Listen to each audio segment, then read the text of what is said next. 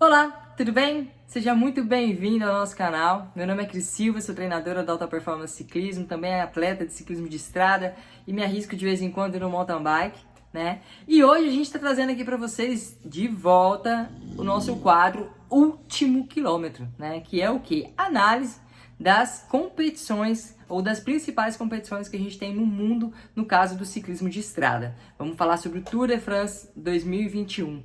Esse vídeo que já era para ter começado ontem com uma análise prévia do evento em si, os favoritos, as equipes. Eu não tive tempo. Vocês podem estar se perguntando, cadê a Vivi, que sempre faz essas análises junto com você? A Vivi está viajando, assim que ela retornar, ela estará participando também. Talvez a gente faça um quadro diferente dessa vez, algumas análises eu faço, outras ela vai fazer, né? Não vamos dividir tela e algumas a gente vai dividir a tela também com vocês, inclusive fica aqui, né? O que você acha? Você acha que a gente deve fazer juntos vídeos ou cada uma faz a sua análise, tipo, hoje é a Vivi, amanhã sou eu e assim sucessivamente? Coloca aqui a sua opinião, que pra gente é muito importante também, tá? Eu tô aqui com a camisa que a gente lançou há 10 dias, camisa com a logo nova Alta Performance, com um layout diferente, que é das Araras. Inclusive, se você também quiser, não deixe de visitar a nossa loja online no site altaperformanceciclismo.com.br. Mas o principal de hoje é falar sobre o Tour de France, que começou com uma etapa de 197 km,8, cara de clássica, né? E aí quem ganhou foi o papai, Julian Alaphilippe, que abandonou o Tour da Suíça alguns dias atrás, sendo terceiro na geral. Ele abandonou para ver o nascimento da sua filha, primeira filha, e agora a primeira etapa do Tour de France ele já vem vencendo, levantando os braços. Que inclusive era uma etapa que era propícia para ele, uma etapa com cara de clássica, como eu falei, mas que dizem que amanhã tem mais característica para o Julian Alaphilippe ainda. Então ele vai ter a oportunidade de, quem sabe, vencer a primeira etapa com a camisa de campeão mundial e vencer a segunda etapa com a camisa de líder. Camisa de líder que, inclusive, geralmente ela não é tão disputada nas primeiras etapas pelos grandes GC, né? Pelos caras que vão disputar a classificação geral. Eu já citei em alguns outros vídeos que é cansativo você estar com a camisa de líder numa grande volta, porque tem muita matéria, tem muita coletiva, é um compromisso muito grande. Enquanto a equipe já está no hotel descansando, você tem que ficar dando entrevistas, além de que aumenta muito a carga de trabalho da sua equipe. Se você pega essa camisa de líder precocemente, a sua equipe ela tem que assumir a responsabilidade da etapa, e aí todas as outras equipes passam a correr em cima da sua equipe, né? Então, os grandes GCs, eles não têm uma preferência por pegar a camisa logo na primeira semana. Mas hoje era uma etapa que chegava com uma subida de 3 km e média de 5,7, e foi uma etapa com cara até de chegada ao alto, né? Porque os principais atletas que chegaram ali no top 10 são atletas, alguns deles que vão brigar pela classificação geral, que já eu trago para você aqui a classificação geral. Porque, além da vitória do Julian Alaphilippe, francês, vencendo em casa, a etapa foi marcada por duas grandes quedas. Sim, muito triste isso, é muito complicado para os atletas começar um evento de 21 etapas dessa forma. Eu já falo isso para você, o porquê que é complexo. Mas, infelizmente, no quilômetro 30, mais ou menos, 30 ou 35, eu não me recordo bem, tinha uma espectadora que ela estava ali com uma plaquinha de papelão, e na hora que o pelotão foi passando, ela se virou para a câmera para mostrar a sua placa, e o Tony Martin da equipe Jumbo veio e bateu nela. Essa placa estava ocupando um espaço considerável da onde os ciclistas tinham que passar. O pelotão estava muito compacto, muito cheio, né? Estava ocupando o asfalto todo. O Tony Martin não teve opção, e aí ele foi... O Tony Martin, que era ali o terceiro cara no pelotão, mais ou menos, imagina só. Não estava em grande velocidade, mas estava muito cheio o pelotão. Ele caiu, e nisso, acho que ficou assim... 85% do pelotão ficou nessa queda. Sem muitas avarias, sem muitos prejuízos, além de físicos e mentais, né? Porque é sempre complexo você sofrer uma queda. Teve um abandono nessa queda direta. O pelotão se reergueu, se reconstituiu, se juntaram novamente, pegaram uma fuga do atleta da Bora, que inclusive é o líder de camisa de bolinhas, que teve meta montanha, e seguiram para a chegada. Faltando mais ou menos 7 km para a chegada, o pelotão sofreu a segunda queda massiva. Aí foi um pouquinho mais atrás do pelotão. Não derrubou tanta gente, mas essa queda já teve uma proporção maior. Por quê? Porque tirou da chegada alguns favoritos e principalmente alguns outros atletas que poderia disputar um GC, né, uma classificação geral, ficaram envolvidos nessa queda. E vale lembrar, pessoal, o seguinte: quando você está numa grande volta, se você sofre uma queda nos últimos 3 quilômetros da etapa, você passa a linha de chegada com o mesmo tempo do líder, né? É uma regra que tem. Agora, se você está fora dos 3, se ainda está fora dos 3 quilômetros, essa regra não se aplica. E foi isso que aconteceu. Então, por exemplo, a gente teve Chris Froome, que chegou bem, dando sinais de ter alguma sequela dessa queda. A gente viu o Carapaz tomou 1 minuto e alguma coisa. O Carapaz não, Miguel Ángel Lopes, me desculpa. Tomou 1 minuto e alguma coisa. Eu ainda não sei precisar se foi consequência da queda ou se foi porque faltou mesmo na subida final. Mas fato é que essa segunda queda realmente esfarelou o pelotão, passou ali pouquíssimos atletas, ficou até estranho, porque o pelotão estava cheio, muito embalado para a chegada, para entender quem ia chegar primeiro, né, entrar primeiro na subida, e de repente essa queda esvaziou o pelotão absolutamente.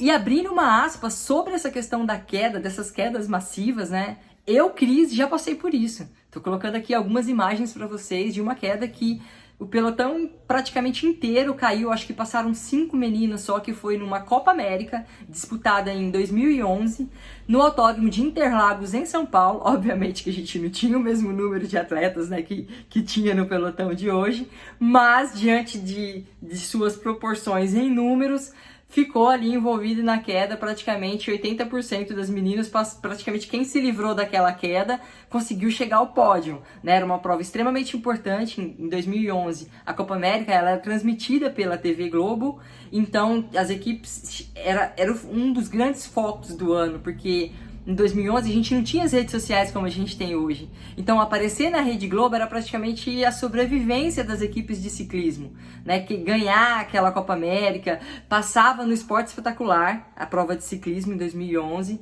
e depois a semana inteira tinha-se várias matérias, tanto para a TV Globo quanto para as TVs Globos que eram regionais. Então assim, fechava-se muitos patrocínios só para aparecer aqueles minutinhos lá na TV Globo. E a gente abriu a última volta em 2011 para chegada. Eu estava correndo por Ribeirão Preto, estava muito motivada, tanto é que 2011 foi para mim a melhor temporada de resultados até hoje. Eu tive excelentes resultados a partir de então, mas 2011 eu estava uma bala e muito motivada. E na última volta teve essa queda e eu tive que abandonar porque a minha roda dianteira ela entortou e eu não consegui seguir a prova. Naquela época era tudo um pouco diferente de hoje e a gente não tinha uma estrutura muito grande para substituir aquela roda rapidamente para que eu pudesse seguir na prova, então eu tive que abandonar a prova e voltar para casa, né, com a minha bicicleta na mão. Bom, foi para a chegada, o Julian Alaphilippe tentou, na verdade, a Quick-Step se organizou sabendo do favoritismo do seu atleta e do potencial dele, né? Para esse tipo de chegada, com subidas curtas, bem rampadas, se organizou. No pé da subida, eu acho que teve o primeiro gregário da Quick-Step, ele entrou muito forte na subida, a Quick-Step se desmantelou todinha. Aí o Julian ficou meio perdido, tava o Roglic próximo a ele, tava o Pogacar próximo a ele. O Mathieu Van Der Poel não estava tão bem posicionado, ele teve que escalar o pelotão dentro dessa subida, tá? E eu não acredito que esse mau posicionamento do Van Der Poel tenha sido devido à queda, porque eu não acredito, eu posso estar falando besteira, mas passou um grupo ileso e eu acredito que ele esteja no meio desse grupo que passou ileso. Eu acho que faltou mesmo, foi uma visão para ele se posicionar melhor no começo dessa subida. E aí, voltando, né, o Julian a Quick-Step meio que desmantelou todo, alguns caras abriram no meio do caminho que não era para abrir, e o Julian Alaphilippe ficou meio que sozinho, até que passou um atleta da sua equipe, deu uma olhadinha, foi até bem legal, porque, opa, vem aqui comigo, o Julian saiu da roda de quem ele tava e engatou na roda do seu companheiro de equipe, e aí ele deu uma acelerada um pouquinho, deu aquela lançada, a gente fala na prática que deu aquela lançada no Julian Alaphilippe.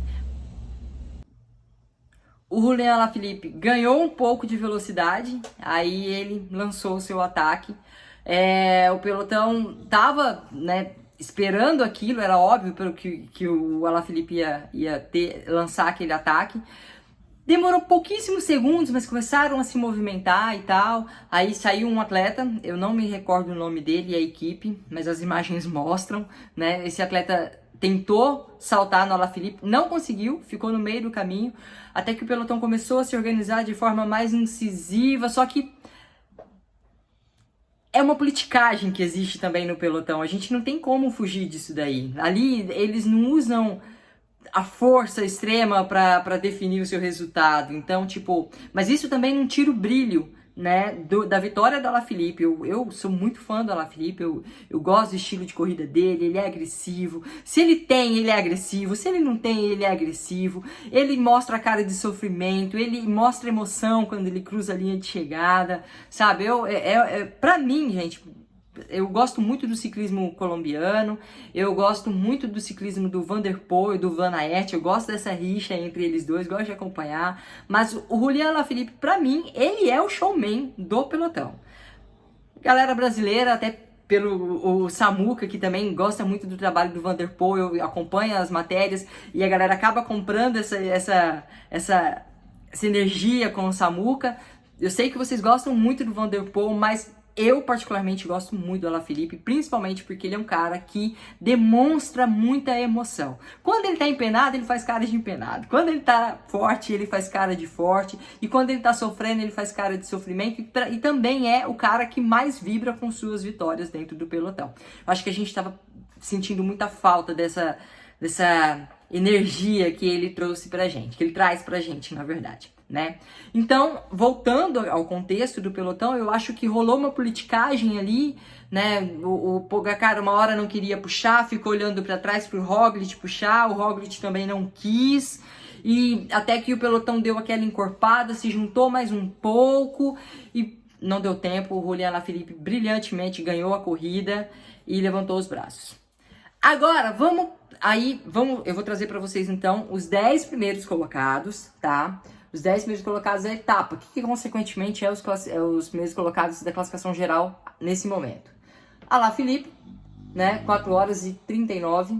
Depois, em segundo lugar, Michael Matthews, da Team Bike Exchange. Depois o Roglic, que bateu o Pogacar. Ó, nessa briga pelo GC, o Roglic, já vamos falar da briga pelo GC agorinha, aguenta aí, tá? Mas o Roglic tá na frente já do Pogacar, porque hoje ele pegou alguns milésimos de segundos ali. Então, na classificação geral, ele já está na frente, né? Teve um atleta, o Jack da Bahrein. Depois veio o Kelderman da Bora em quinto. O Pogacar em sexto. David da FDJ em sétimo. O Higuita em oitavo. Bauke Mollema, da Trek Segafredo, e o Geraint Thomas, da Ineos, fechando os top 10. Né? Depois veio Esteban Chaves e por aí se vai.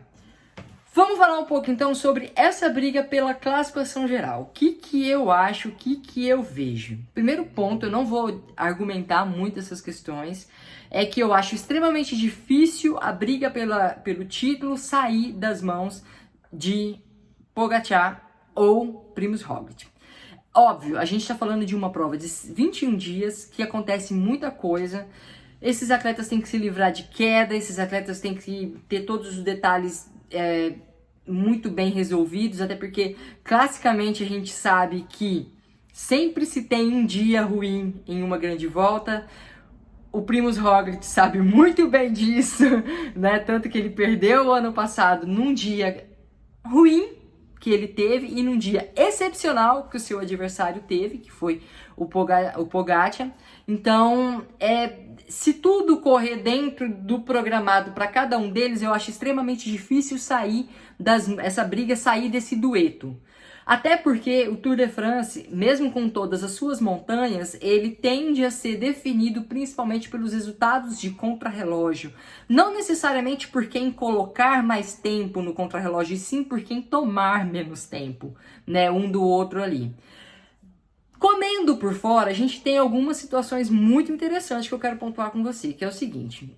A gente tem a Ineos com 2 líderes, Geraint Thomas e o Carapaz.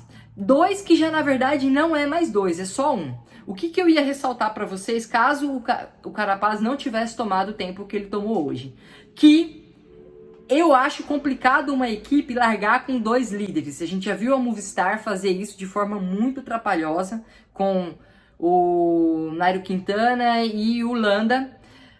Mas a Ineos mostra, e quando isso acontece, tipo assim, você larga com 2 líderes e na prática você não consegue definir quem vai ser o líder mesmo, é porque falta liderança fora da corrida. A Ineos não tem essa questão. Eu acho que a Ineos tem uma liderança muito forte fora. Os diretores, os managers, eles têm muita visão disso daí, pulso para impor algumas questões dentro da equipe para a prática. Mas largar com 2 líderes é sempre complexo, porque a gente entende também que atletas têm ego, né? Porém, hoje, o Carapaz, ele já tomou um tempinho. Vamos olhar aqui, ó. O Carapaz hoje, eu tô procurando ele. Só um minuto, turma. Ó, o Thomas, ele passou em 10º. O Carapaz tomou 5 segundos do Geraint Thomas. Então, na prática, o Thomas já é o líder da Ineos, né? O Thomas tem um contrarrelógio muito bom, né? Eu acabei de falar que o contrarrelógio é um dos pontos que vai ter muita interferência no resultado final desse Tour de France. E o Geraint Thomas também tem um contrarrelógio muito bom. O ponto importante e que eu quero ressaltar com vocês é o seguinte: a Ineos não tem o atleta, na teoria, mais forte, mais favorito para o GC. Porém, é indiscutível que a Ineos tem a equipe mais forte. E a gente cansou de ver os resultados do Froome no Tour de France compostos por um atleta excepcional e uma equipe tão excepcional quanto, né? Que o Froome, ele era decisivo, matador, só que a equipe trabalhava muito e era indestrutível até chegar à montanha e boa parte da montanha. A gente vai ver agora a Ineos com esse time muito forte, trabalhando para colocar um dos seus atletas na briga pelo GC, só que sem ter esse atleta tão favorito assim como eles tinham antigamente. Vamos ver aí o que vai vir desse trabalho que a Ineos tem a nos apresentar, né? Nós temos outros escaladores também que podem fazer a gente sorrir em diversas etapas, como o Esteban Chaves, como o Miguel Angel Lopes, que inclusive já saiu também no prejuízo, porque existe uma disputa dentro da Movistar para ver quem vai ser o líder de verdade, que é o Eric Mas e o Miguel Angel Lopes, o famoso bad boy do pelotão. E o Miguel Angel Lopes já tomou um tempinho considerável. Deixa eu olhar aqui quanto tempo o Angel Lopes tomou, mas foi 1 minuto e alguma coisa. Aqui, ó, o Miguel Angel Lopes tomou 1 minuto e 59 do líder, então logo ele tomou, deixa eu procurar aqui, do Eric Mas. Eu tenho que procurar isso. Aqui, ó, não. Enfim, ele já está com um prejuízo em cima do Eric Mas. Vamos ver aí o que vai ter. Importante ressaltar, e no próximo vídeo, amanhã, eu vou detalhar isso para vocês. Existem etapas que líderes da GC ou favoritos irão disputar. Existem etapas que a fuga irá disputar. Existem etapas que vai para o sprint massivo, que é o pelotão que tem o Cavendish na briga e retornando a um grande tour.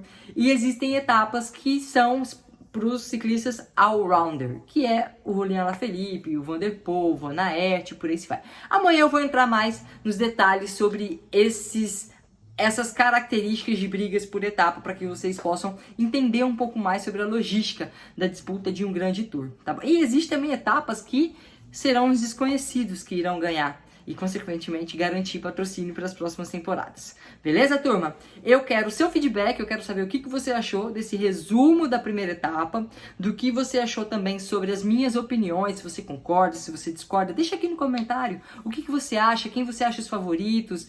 Eu não falei muito de alguns nomes hoje, ainda apenas o primeiro vídeo, tem muita coisa pra gente falar, que é o Van der Poel, a briga com o Van Aert, o Valverde que tá no pelotão, a gente tem o Cavendish que também tá retornando ao Grande Tour, a gente tem muito assunto, muito conteúdo pra falar com vocês aí nas próximas etapas, um passinho de cada vez, porque senão eu vou ficar aqui quase 1 hora fazendo vídeo pra vocês e vocês vão se cansar de mim, beleza? Aguarde seu feedback e até a próxima etapa. Tchau, tchau!